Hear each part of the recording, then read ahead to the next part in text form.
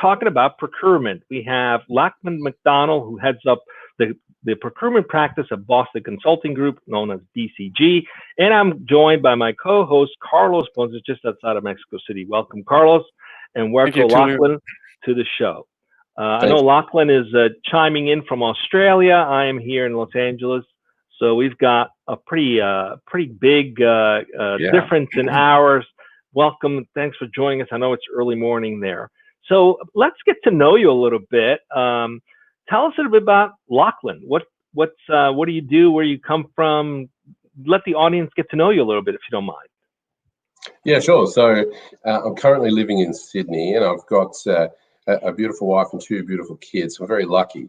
But I grew up in the Hunter Valley in Australia, and came from a very small town of about 1,000 people, and spent most of my childhood dreaming of how to get out of that town.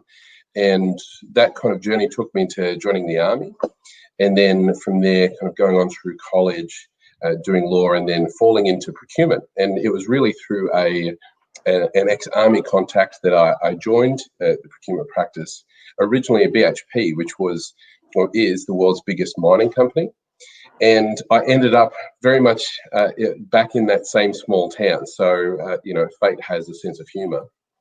And, from there, I've spent my career trying to help companies manage their supply chain and their supply ecosystem in a more value-driven and data-driven way. And, that journey has taken me to firms like Caterpillar and Santos, which is an oil and gas company. And there was a lot of challenges that I had at each of those companies dealing with the friction that they had in dealing with the outside world. So they had the best intentions, they had excellent people, lots of talent, but trying to be really efficient in contracting to the outside world was a long bureaucratic process, and there was so much value it was very difficult to capture. So I ended up starting a startup company, and I invented the world's first variable rate geolocation-based smart contract for blockchain. And the theory was, if it was for logistics, and if we could get every truck in the world to be able to have the right capacity information on an online platform, we could reduce things like half-filled trucks, non-optimized routes, and late deliveries. And late deliveries in a mining context means trucks are shut down and you're not operating. And that kind of journey has now landed me at Boston Consulting, where I am one of the leads in the procurement practice here in Australia. And BCG is a global management consulting firm. And our job is to kind of help our clients tackle the biggest challenges out there in the world today. And that could be COVID response and looking at how to drive risk management into complex global supply chains, or help governments stand up contact tracing apps and manage the crisis, through to how to win the 20s. And I think the frontier from a procurement perspective is how to get data-driven contracts to give you real-time payment information that you can then leverage so that you have a much lower total cost. Thanks, Lachlan. I'm looking forward to having a conversation today, especially based on the topic, because historically, procurement has been very relationship-driven, as we know, but that's more shifting towards a more scientific approach to things. And there's challenges associated with that shift, especially when a lot of enterprise companies have done it in a different way. But before we go into all those conversations, Carlos, please introduce the topic today. Let's get this going. I'm looking forward to having this chat. Oh, absolutely. Thank you so much, Tulio. Today, we're going to be speaking about digital procurement, or in other words, how data-driven contracts make us more resilient and effective in today's world, right, Lachlan? So first question I have for you, Lachlan, for our guest, is this: why did you choose this particular topic? Why did you think it was relevant for today's conversation? Thank you. Yeah, no, thanks. So it's a great question. And the reason it's so important is that procurement, I think, is... What's happening? What, Julio? Okay? I think we lost him. Is he frozen? No. I apologize. It's me then. It was you. Please continue. So digital procurement. Right? Yes. So procurement itself is how a company buys all of the things that they need to continue to operate. How do they interface with their supply chain and the world around them? And that's full of friction points. A lot of it isn't data driven. The contracts effectively take a lot of effort to negotiate and then get put in a drawer. And taking a data driven approach to a contract means that you are enabling your teams to make decisions in real time. So an example of that could be a current logistics contract that you may have would set you up to make phone calls or send purchase orders through to a logistics carrier to put orders on the truck for the day. But you can't see all of the other orders that that truck needs to collect to actually get full and then travel to its destination. So it travels when it's ready, not when you're ready, or you pay a premium for that time window. Having a data-driven approach, you can actually see the capacity or what truck is scheduled next to go, and you can make better decisions as to, should I pay a premium to get this moved faster, or can I afford to push it to the next travel window? So, Lachlan, is that done manually still today, or is there some automation built in that helps me determine, for example, which truck route or which truck company to leverage based on available rates and availability? How is that evolving today? Obviously, we didn't have that kind of visibility just 5, 10, 20 years ago. How is that evolving, and what opportunities is that creating for enterprise companies to get better and maybe even reduce cost in terms of logistics? Yeah, so the answer is today, most firms are still doing it in a very manual way. So they will negotiate with one, maybe two carriers. They'll have a written contract. If they're more mature on the digital curve, they may have that contract entered into an ERP system. They'll have a plan for what they need to move, and they'll draw off that ERP as needed. But that's effectively it, right, for many enterprises. And there's no kind of automation around how to bundle the right and pack the right kind of truck configurations, whether you actually then auction that out to a select group of carriers who can then bid on those containers.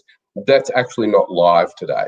So the challenge is the data exists. So what you need to move, when you need to move it, it exists. The capacity, the completion information on behalf of the carrier, that also exists.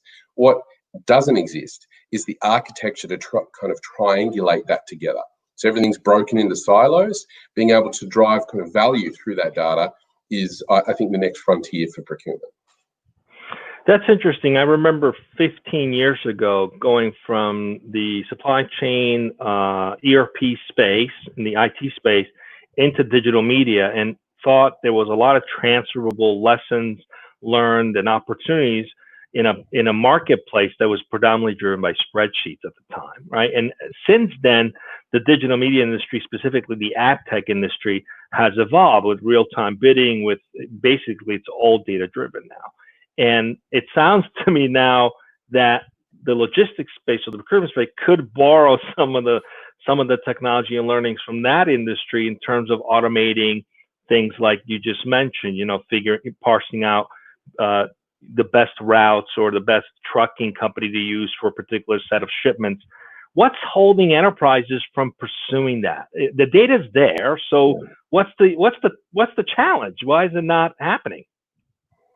So it's a great question, right? And there's probably a couple of ways to approach it. So the first is that there aren't many use cases in some industries on how to leverage those digital tools to open up the value of a data-driven contract. And another example could be having full-time visibility of all of the workers that come and go in and out of your facilities, and then paying those contractors based on the hours that they actually worked, and then automatically and overlaying some optimization algorithms over the top to ensure that they have the right safety equipment, that they're in the right areas at the right time to look at whether there's bottlenecks or not, right? So some companies are leveraging digital tools, but one of the real challenges is the data architecture underneath. Oftentimes we've tried this before, or we've got a digital strategy, but it's 5 years in the future. And my challenge to them is we need to do this now. And the right way to do it is to fail fast, do it in an agile manner. The data exists, and I think the use cases speak for themselves in many of these industries. So if we borrow from from something like EDI, which has been around a long time for I'm dating myself here for retailers, right? That became a standard way of basically back-end platforms to communicate each other to deal with things like inventory and placing orders, et cetera, which is enabled just-in-time inventory in many cases. Am I hearing this correctly, that in terms of logistics, in terms of procurement, even though the data exists, there's no exchange that connects them all together so that can happen? Is that what's going on, and is that an opportunity for someone to come up with that? So absolutely. So it really depends on the industry. So some industries are further ahead on utilizing digital tools on that kind of curve, right? Other industries fall further behind. So if I think about the mining industry, it's a massive global industry, particularly important here in Australia. And the example used is a great one. That doesn't exist in a mining context, right? So there's no kind of ability to have any optimization or sharing of information across third parties here in regards to logistics. So the carriers do that and they optimize for themselves, but it's also hard on them because they have very low visibility as to what's actually coming from the companies. They effectively just get an order and they have to move it as quickly as possible. So it's not optimized for the mining company, who is effectively sending quite manual orders without any view to kind of optimization to a carrier. And the carriers have to kind of optimize on the spot and take the risk of, will we have the same volume today as we did tomorrow? And the end result of that is they have a lot more trucks usually than they need to, or the delivery windows get pushed out, and you then have to pay a premium to move your goods faster. So I'm curious about, let's just shift a little bit about the cultural aspects behind the logistics business. It is, especially in manufacturing. Would you say that it's predominantly been relationship based, right? So you might have an older set of people working in that industry. So how are like millennials, for example, new generations that are adapted using technology and automation, coping with that kind of environment? They come into an organization and like, what the heck are you guys doing? All this is manual. So what can enterprises do to transition to be able to leverage data, to be able to leverage automation? Because not only is it going to help their business, but it's also going to help seat the kind of employees they would want to hire that would want to take on those roles that would otherwise probably not be very interested in doing something that looks like from the 1970s, 1980s. What are your thoughts on that? Yeah, so I think companies have really focused on optimizing their operations, and all the companies that I've worked with have had a great talent and a great kind of work ethos around trying to optimize that operation, but maybe the art of the possible was missing at times. And I've lost count of the amount of times I've had conversations with everyone from the shop floor to the C-suite saying, why can't we just Uberize this? Or what, I get this on Amazon and it's here in a day. Why is this so complex and difficult? And one of the main drivers of that is that the operations have been optimized in a silo. And then once they go to interact with the world outside, right, they haven't optimized how they interact with their supply chain. So how do they move things? Their vendors, who's providing them those critical goods. An example would be a global steel manufacturer who's found it incredibly complicated to actually move the steel around both Australia and the world. And one of the main reasons is that they have no visibility on their their customers' orders, which makes their schedule really complex to manage. So they just have to move the steel coils as quickly as they can, and they can have 100% difference on a daily basis on what trucks they need. Interesting. Thank you. I'm not. I'm not. Well, I'm not an expert on this specific subject, and to be completely honest and upfront, this is rather new to me, from the non-technical point of view. But I'm curious about because it's a data-driven approach. How do you deal? In this day and age? How do you deal with what I know to be called as dirty data, for example? Or the data integration, and how to avoid all the challenges that come about these scenarios? So that's often the first question that we get asked. And it's because people really struggle with kind of trying to mine value or drive insight with the data that they have. There's often not perfect compliance to how you use an ERP system. For example, you may have many of your transactions have just been free texted, so they don't actually tell you what you're buying. It could just be engine, not what engine it is and who it's from. So you end up with this kind of historical legacy that is then really tough to tackle, and everyone says, oh, this is kind of too hard, right? So there's a couple of ways to approach it. The first is that in my history, in my experience, there's actually that data, that dirty data can be incredibly rich. So as long as I understand the overall trends of what someone is purchasing, who they're going with, and what the gaps actually are, once I define how big the gap is on what I don't know and what it's worth, I know how to pursue it.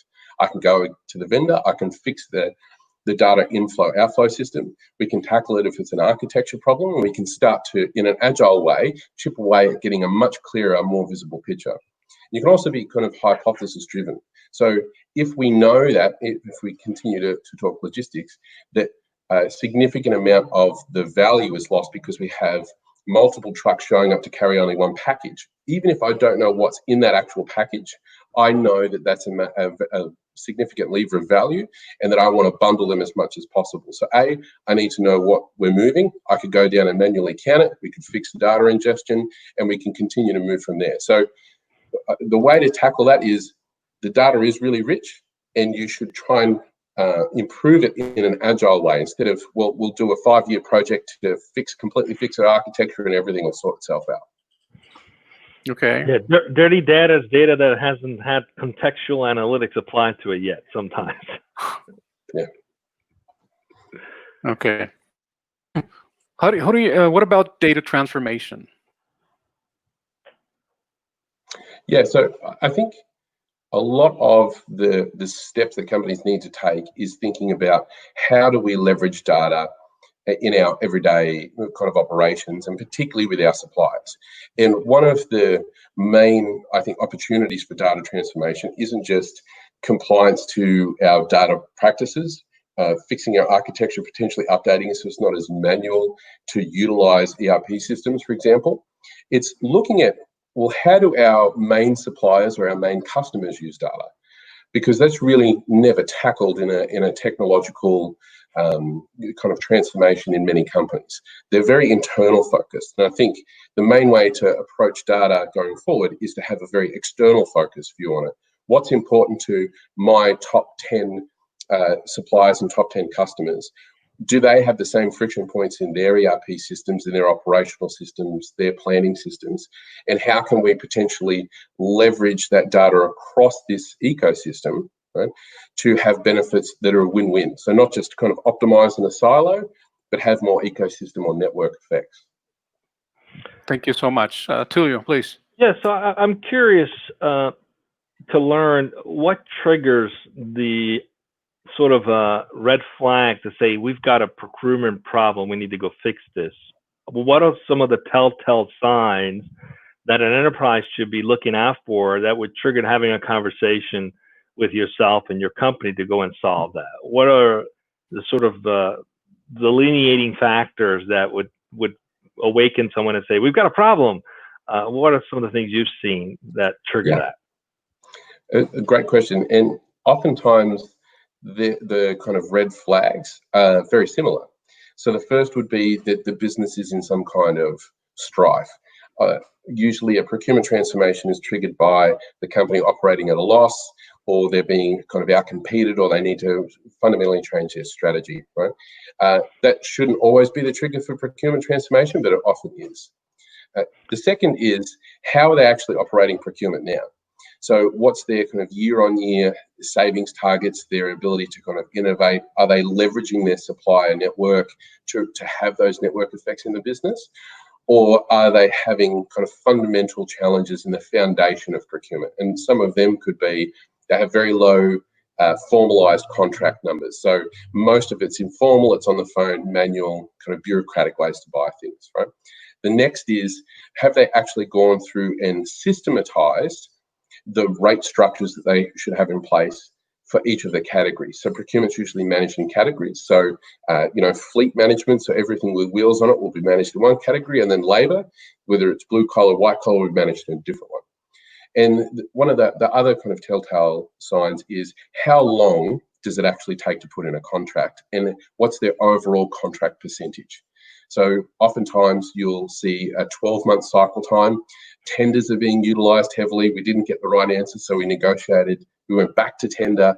It took us a year, and only 50% of what we actually spend, so say we spend $10 billion a year, $5 billion is on contract, $5 billion is uncontrolled. So they're usually kind of the warning factors for a company that has probably a team that's working really, really hard, but has bureaucratic kind of manual processes holding them back, or doesn't have the right seat at the table with the senior folk in the business. So what I'm hearing is, it becomes more like an emergency when there's a downturn in business, a pandemic happens, and you've got to figure out a way to shave costs. However, it sounds to me that it could be strategic if you get ahead of it, and actually could impact your margin.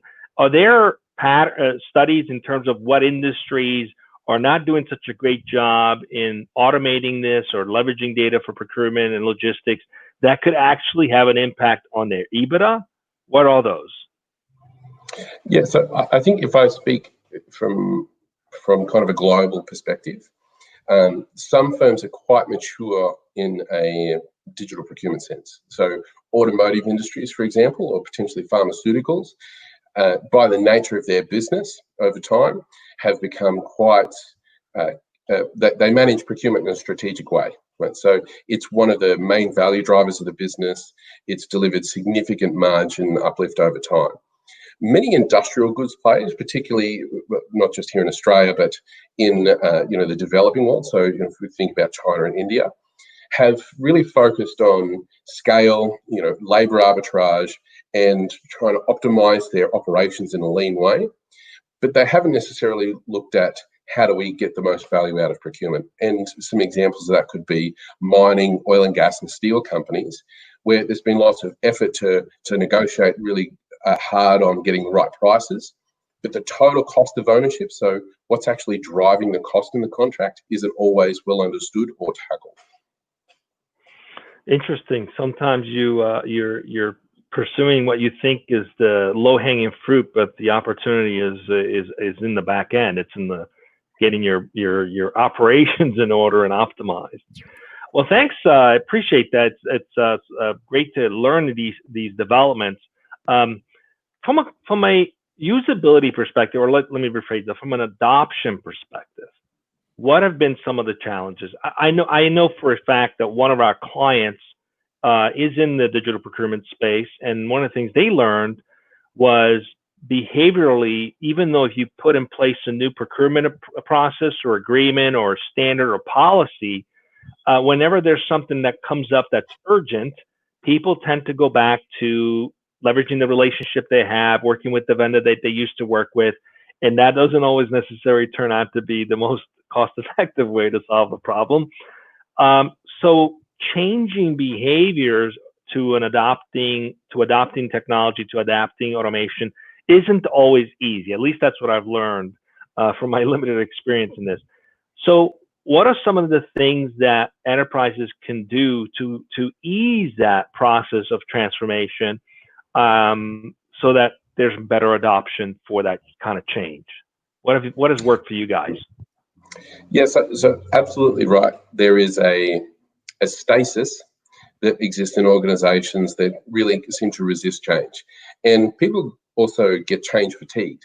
It seems like every 5 minutes there's a new directive, we're doing a new transformation, something else is happening. So how do you really get the value out of that change, or the kind of digital procurement offering that's potentially there, without burning out the people? And I think the way to do it is you have to invest in empowering those people. Right? One of the ways that you can do that is to make the job less bureaucratic and remove roadblocks.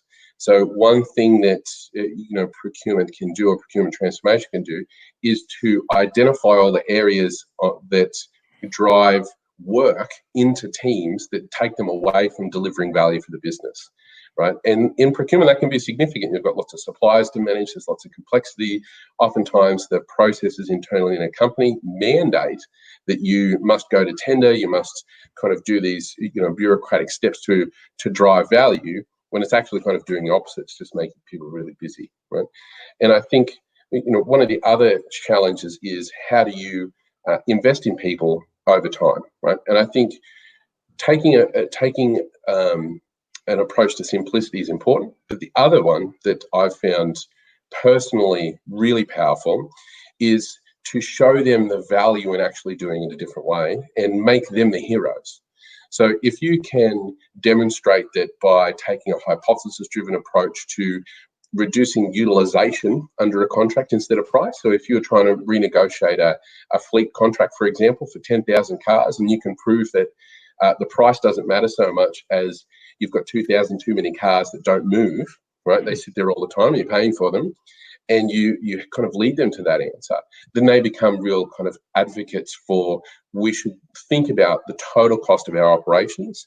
And then they spend all of their time kind of focused on, how do I help the business by using these tools and these methodologies and this kind of digital analytics, instead of, I'm just going to shepherd this tender process through, try and negotiate a price saving and move on to the next thing.